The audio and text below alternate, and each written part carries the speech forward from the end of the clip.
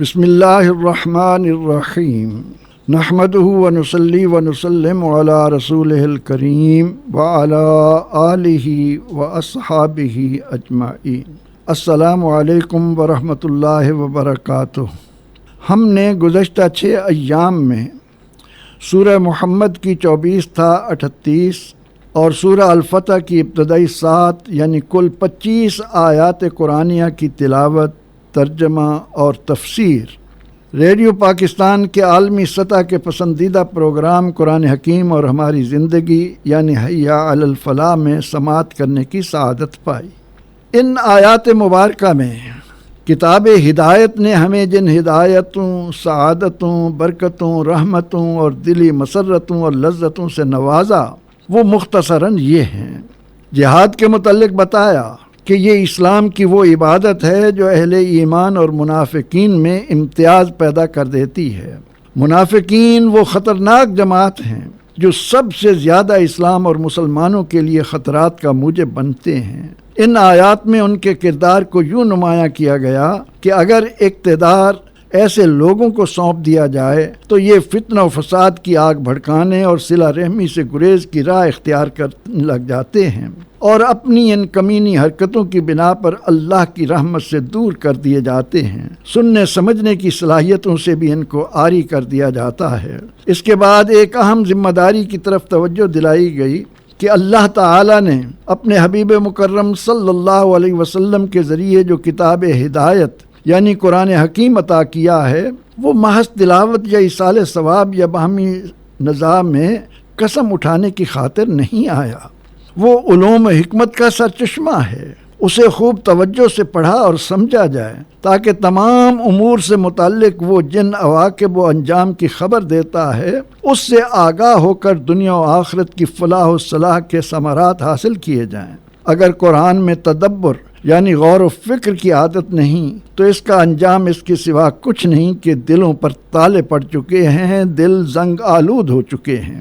انہی آیات میں قرآن کریم میں غور و فکر سے محرومی اور اسلامی تعلیمات پر عمل پیرا نہ ہونے کا نہایت ہی اہم سبب بیان ہوا، اور وہ یہ کہ شیطان انسان کو دنیاوی زندگی کے اصل مقاصد سے دور رکھنے کے لیے لمبی زندگی پانے اور لذات کے حصول میں مگن رکھتا ہے، امیدیں دلائے رکھتا ہے، جس کی وجہ سے لوگ اپنی خواہشات نفس کو اللہ کی رضا کے تابع بنانے کی بجائے اس فانی زندگی کو پرتعیش بنانے کی کوششوں کو ترجیح دینے لگ جاتے ہیں۔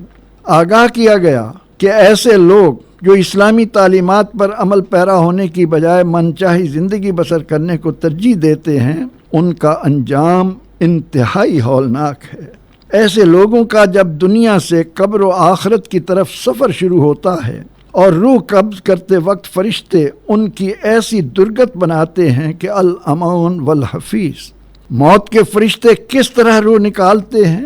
ارشاد ہوا یضربون وجوہہم وادبارہم، وہ ان کے چہروں اور پشتوں پر ضربیں لگاتے ہیں۔ فرشتوں کی ضرب کس طرح لفظوں میں بیان ہو؟ وہ کہہ رہے ہوتے ہیں کہ تمہیں تو زندگی اللہ کو راضی کرنے کے لیے ملی تھی، تم نے اسے بےہودہ و بے مقصد کاموں میں صرف کر کے اللہ کو ناراض کر لیا اور اس خیال میں مست رہے کہ کوئی باز پرس نہ ہوگی۔ قرآن کتنے خوبصورت اور نرالے انداز میں انسان کو بر وقت آگاہ کر رہا ہے کہ وہ کام کر جو تجھے پیدا کرنے والے اور دنیا میں بھیجنے والے کو راضی کریں۔ اگر تو اس سے غافل رہا تو یاد رکھ قبر سے ہی تجھے تیرے انجام سے آگاہ کر دیا جائے گا۔ آخرت کے سفر کا آغاز ہی اگر شدید ضربوں سے ہوگا تو آخرت کے عذاب کی کیفیت کیا ہوگی؟ فرمایا گیا کہ اسلام سے یہ دوری اور غفلت مرتے ہی سب عیاں ہو جائے گی۔ انہی آیات میں بتایا گیا کہ نفاق کی بنا پر انسان کا دل اللہ کی رضا کے حصول اور اسلام کی سربلندی کے لیے جہاد سے گریزاں رہتا ہے، اور سچ اور جھوٹ، امانت اور خیانت، ایفاء عہد اور بد عہدی کے امتیازات اس کے لیے بے معنی ہو کر رہ جاتے ہیں۔ بندہ کلمہ بھی پڑھتا ہے اور جھوٹ اور وعدہ خلافی اور خیانت کا بھی مرتکب ہوتا رہتا ہے۔ ایسے منافقوں کا ایک گروہ مدینہ منورہ میں تیار ہوا جس کے متعلق اللہ نے اپنے نبی محترم صلی اللہ علیہ وسلم کو آگاہ فرما دیا، اور آپ نے ان کے نام لے لے کر صحابہ کو بتا دیا۔ اور اس طرح اہل ایمان ان کی خطرناک کارستانیوں سے محفوظ رہے۔ وہ مسلمان کہلا کر اسلام اور مسلمانوں کو کمزور کرنا چاہتے تھے۔ اللہ تعالی نے فرمایا کہ یہ اپنی ان ناپاک حرکتوں سے اللہ کو کوئی ضرر نہیں پہنچا سکتے، اور ان کے تمام اعمال بھی عکارت اور ضائع۔ ایمان والوں کو حکم دیا گیا کہ وہ مکمل انداز میں اللہ اور اس کے رسول کی اطاعت کریں تاکہ تمہارے اعمال ضائع نہ ہوں۔ اس کے بعد آیات 24 تا 38 میں فرمایا گیا کہ کفر پر اڑے رہنا، اللہ کی راہ سے لوگوں کو دور کرنے کی کوششیں کرنا اور کفر کی حالت میں ہی مر جانا اپنے آپ کو مکمل طور پر اللہ کی رحمت اور بخشش سے محروم کر لینا ہے۔ ان کے لیے قرآن کا قطعی فیصلہ یہی ہے کہ لن یغفر اللہ لہم، انہیں اللہ ہرگز معافی و بخشش نہیں دے گا۔ اور مخلص مومنوں کو یقین دلایا گیا کہ انہیں اللہ کی نصرت، سربلندی اور اعمال کا پورا صلہ ضرور ملے گا۔ مومنوں پر دنیا کی زندگی کی حقیقت یوں واضح کی گئی کہ یہ دنیا محض ایک کھیل تماشے کی مانند ہے، اس کو لذتوں سے گزارنا مقصد حیات مت بناؤ۔ تمہیں یہ زندگی آزمائش اور آخرت کی کھیتی بونے کے لیے ملی ہے۔ یاد رکھو، اگر تم اس کھیل تماشے جیسی دنیا کی زندگی کو ایمان، تقوی اور اطاعت الہی اور رسول میں بسر کرو گے تو تمہیں بہترین اجر و ثواب سے نوازا جائے گا۔ تمہارا ایک ایک عمل تمہیں آخرت کی دائمی لذتوں اور نعمتوں سے لطف اندوز کرنے کا سبب بنے گا۔ انہی آیات میں منافقین کی ایک اور پہچان بھی مومنوں کو دی گئی، اور وہ یہ کہ مومن کبھی بخیل یعنی کنجوس نہیں ہوا کرتا۔ فرمایا جب اہل ایمان کو اللہ کی راہ میں مال خرچ کرنے کی دعوت دی جاتی ہے تو وہ بڑی خوش دلی سے اللہ کا دیا اسے دینے پر تیار رہتے ہیں، مگر وہ منافق جو حب جاہ و مال کو زندگی کا ماحصل سمجھتے ہیں وہ کنجوس بن بیٹھتے ہیں اور یہ تصور کرنے لگ جاتے ہیں کہ شاید اللہ ان کے مالوں کا محتاج ہے۔ اعلان ہوا اللہ الغنی وانتم الفقراء، اللہ بے نیاز، زمین و آسمانوں کے خزانوں کا مالک، محتاج و فقیر تو تم ہو۔ سورہ محمد کا تتمہ کتنا حسین و دلکش ہے۔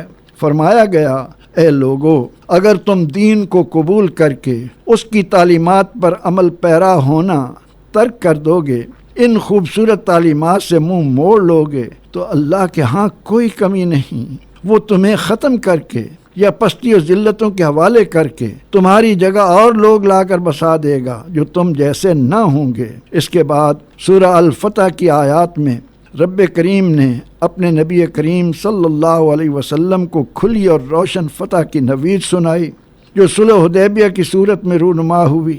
13 سال مکہ میں اور تقریباً 6 برس مدینہ منورہ میں رسول اعظم رحمت عالم صلی اللہ علیہ وسلم نے دین اسلام کو غالب کرنے کے لیے بے مثال جد و جہد کی۔ اس دعوت حق کی راہ میں وہ کون سی مشکل، سختی، رکاوٹ اور پریشانی تھی جس کا آپ نے سامنا نہ کیا؟